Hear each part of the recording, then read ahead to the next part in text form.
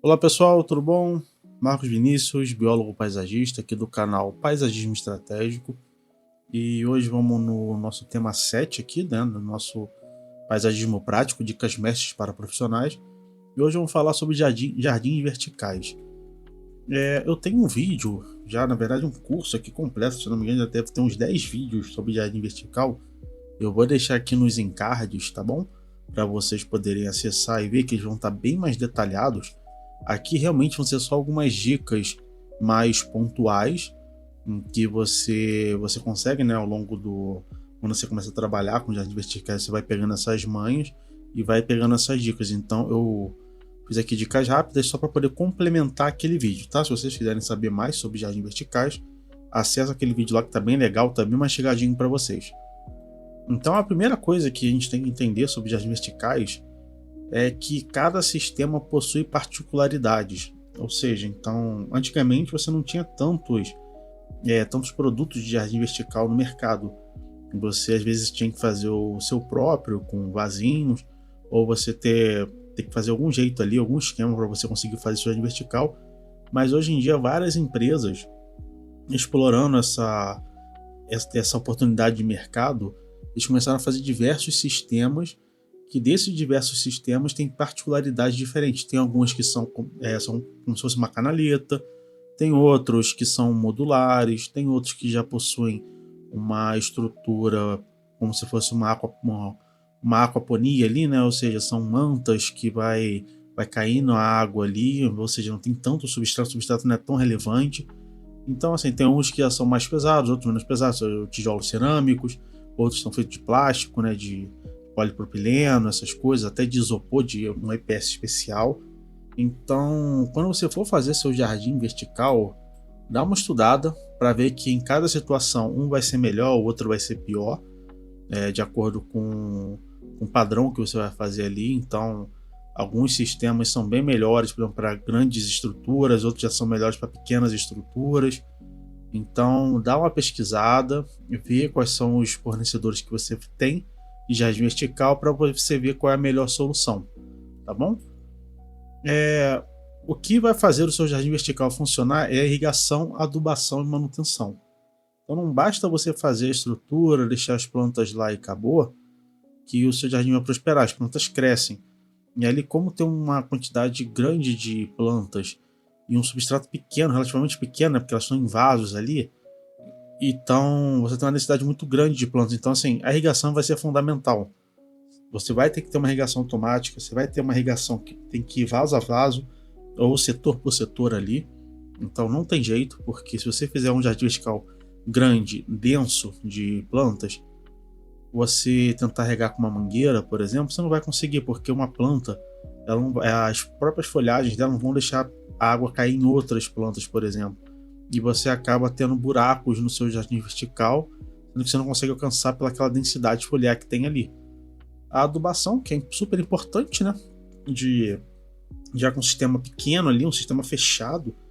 Então você tem que ter uma adubação. O interessante é quando você fazer a preparação do solo, você já colocar um adubo de liberação lenta ali também, em cada vaso, em cada setor. E além disso, na irrigação, você fazer a fertirrigação ou uma adubação foliar mensal, quinzenal, dependendo, né? Então a pessoa ir lá com o pulverizador e fazer essa adubação, então é interessante, ou você fazer a fertirrigação, que é mais fácil, né? Fertirrigação, para quem não sabe, é você utilizar a própria irrigação do sistema, você dilui os nutrientes ali faz uma solução ali na água, e essa solução ela é puxada para o sistema de irrigação em que ele vai irrigando todas as plantas com nutriente. Outra parte aqui, né, o jardim vertical sem irrigação automática não vinga, ou seja, o que eu falei aqui mais em cima, né, então uma vai complementar a outra. Então, o jardim vertical sem irrigação, ele não vai para frente, você vai ter bastante trabalho, você vai ter problemas e você não vai ter aquele resultado esperado de plantas bonitas e bem crescidas. O próximo tópico aqui é venda, manutenção e o monitoramento, o monitoramento, né? Por quê? Porque um jardim vertical, ele dá um trabalho em termos de manutenção. Então, ou seja, você tem que ficar de olho naquilo ali, para ver se ele está vingando, para ver se como é que está o crescimento dessas plantas.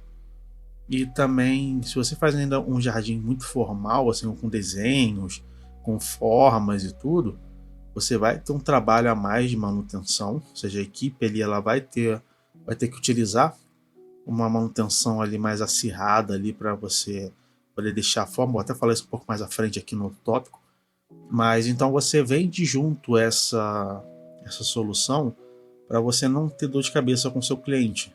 Então é interessante você já ter uma parceria aí e você fazer esse monitoramento. Que muitas das vezes temos épocas do ano que são com mais chuva, outras são mais secas.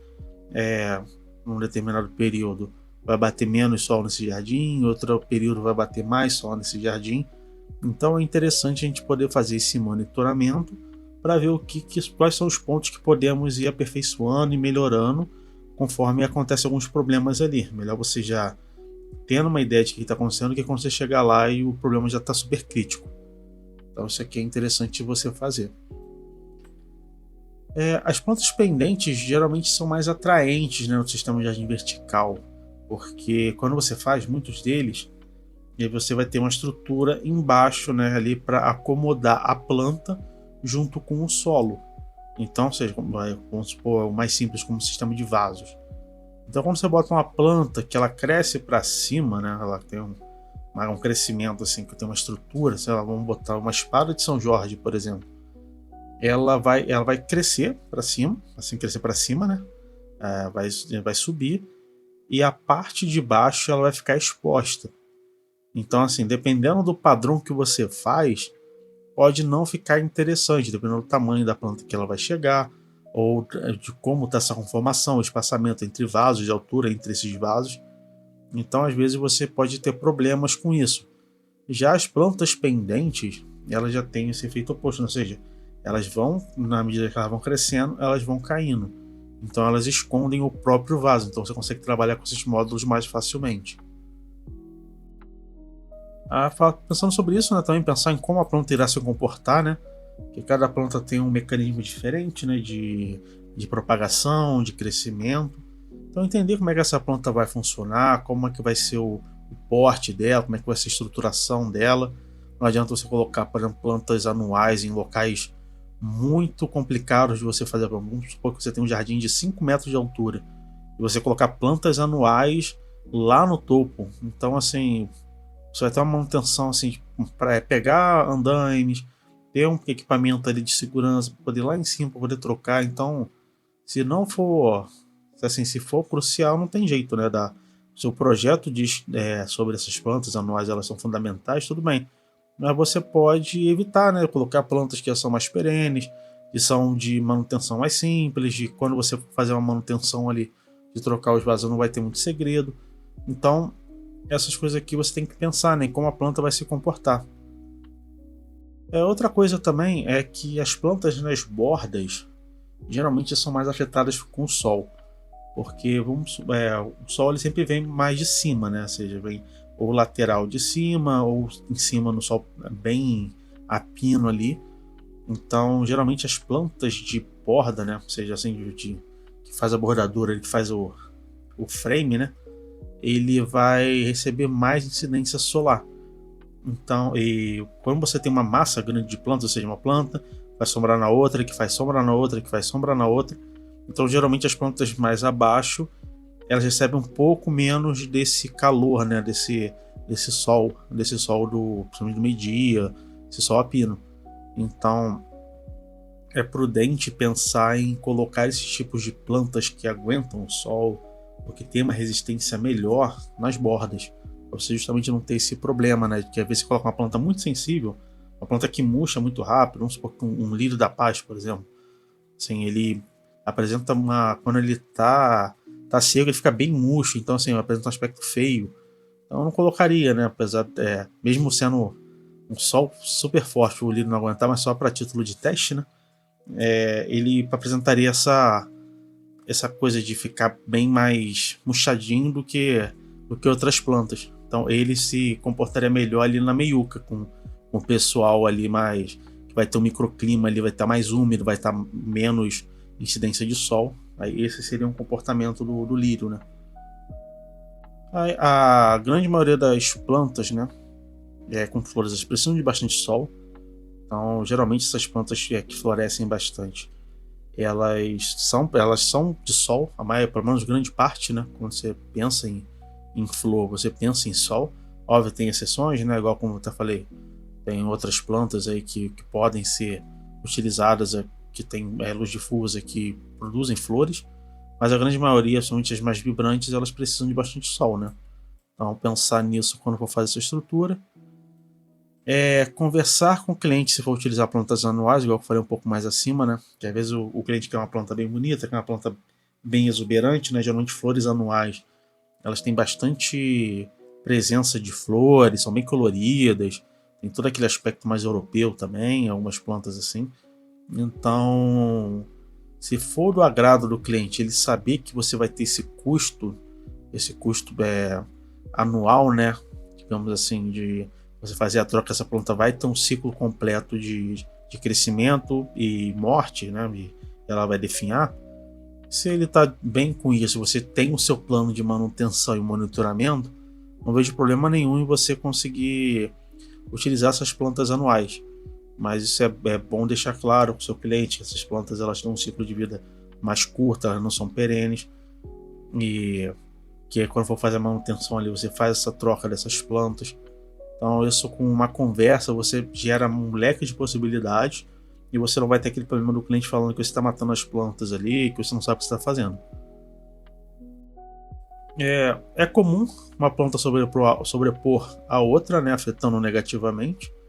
Então, como tem uma maçaroca de plantas ali, ou seja, muita planta num espaço pequeno, geralmente elas tendem a ter uma competição de luz solar, né? De luz solar, nutrientes, umidade. Então, assim, tem uma competição ali entre elas. E é muito comum que uma planta ela cresça muito e ela vai sobrepondo uma outra planta que acaba crescendo menos ou até morrendo. Então, se você tem um jardim muito desenhado, isso pode ser um baita um problema, que às vezes uma planta, justamente aquela que está ali entre a linha do desenho, uma cresce em cima da outra, acaba matando a de baixo, e você fica com um desenho disforme ali. Agora, quando é uma coisa mais orgânica, mais assim, natural, né? Você não tem tanto problema. Como ela vai se sobrepondo, ela vai, ela vai meio que ocupando aquele espaço, não deixa um espaço vazio ali dentro. Algumas plantas, elas modificam suas folhas de acordo com o ambiente. Eu botei até um caso aqui, um cingônio, né? Que o cingônio, a jiboia, assim, essas plantas, quando elas estão um determinado jeito, elas ficam tem um padrão de folhagem, tem um padrão de estrutura, e quando elas têm um suporte, elas acabam modificando a sua folha. Então tem que ter um cuidado com isso, que às vezes você coloca o cingônio, por exemplo, ele vai se alastrando e uma hora ele consegue pegar numa parede, consegue pegar na estrutura de vertical, ele vai subindo. Quando vê, ele tá tendo esse padrão aqui, por exemplo, de uma folha diferente. Ou a jiboia também, às vezes ela pega numa parede, quando ela sente que ela tá subindo, né, que ela tem uma estrutura, em que ela sinta que ela tá jogando suas raízes, está pegando, está se segurando e está subindo, ela tende a crescer muito mais a folha, ela fica com um padrão completamente diferente. Então é um cuidado que às vezes a gente tem que tomar, tem que ver, né, de padrões de folhagem. Mudas de plantas pendentes geralmente são de forração, né? Muitas dessas plantas que a gente usa tola, a trapoeraba, até o cingônio também a gente usa ele como uma forração, né?